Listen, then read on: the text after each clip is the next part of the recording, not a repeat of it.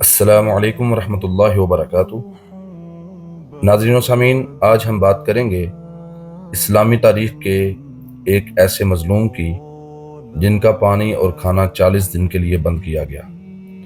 کیا آپ جانتے ہیں اسلام میں صرف ایک صحابی ایسے ہیں جنہیں نبی کریم صلی اللہ علیہ وسلم کی 2 بیٹیوں سے نکاح کا شرف حاصل ہوا، جن کے لیے نبی صلی اللہ علیہ وسلم نے فرمایا عثمان آج کے بعد جو بھی کرے وہ اسے نقصان نہیں پہنچا سکتا۔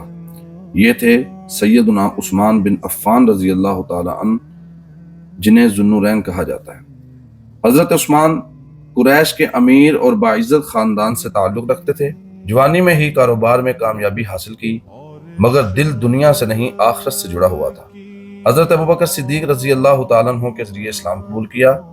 اسلام لانے والے ابتدائی 5 افراد میں سے تھے۔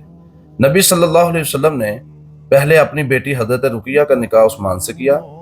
جب وہ فوت ہوئی تو دوسری بیٹی حضرت ام کلثوم بھی ان کے نکاح میں دے دی۔ اسی لیے آپ کو ذو النورین کہا جاتا ہے، یعنی 2 نوروں والے۔ پہلے حبشہ کی طرف ہجرت کی، اسلام کے پہلے مہاجر جوڑے میں شامل ہوئے، پھر مدینہ کی طرف ہجرت کی اور ریاست مدینہ کے قیام میں بھرپور کردار ادا کیا۔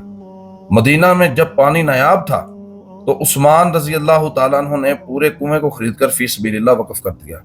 غزوہ تبوک میں 1000 اونٹ، 70 گھوڑے، 1000 دینار سونا عطا کیا۔ نبی صلی اللہ علیہ وسلم نے فرمایا عثمان آج کے بعد جو بھی کرے اس پر کوئی گناہ نہیں۔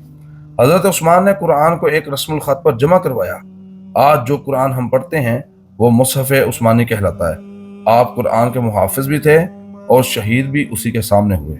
خلافت کا دور امن، عدل اور فتوحات سے بھرپور تھا، لیکن آخر میں فتنوں نے گھیر لیا۔ 40 دن تک محاصرہ رہا، مگر عثمان رضی اللہ تعالی عنہ نے خون سے بچنے کے لیے جنگ کی اجازت نہ دی۔ آخرکار قرآن کی تلاوت کرتے ہوئے شہید کر دیے گئے۔ ان کا خون قرآن کی اس آیت پر گرا، فَسَيَكْفِيكَهُمُ اللَّهُ وَهُوَ السَّمِيعُ الْعَلِيمُ۔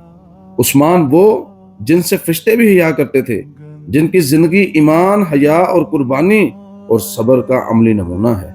آئیے ان کی سیرت سے سبق لے کر اپنی زندگیوں کو بدلیں۔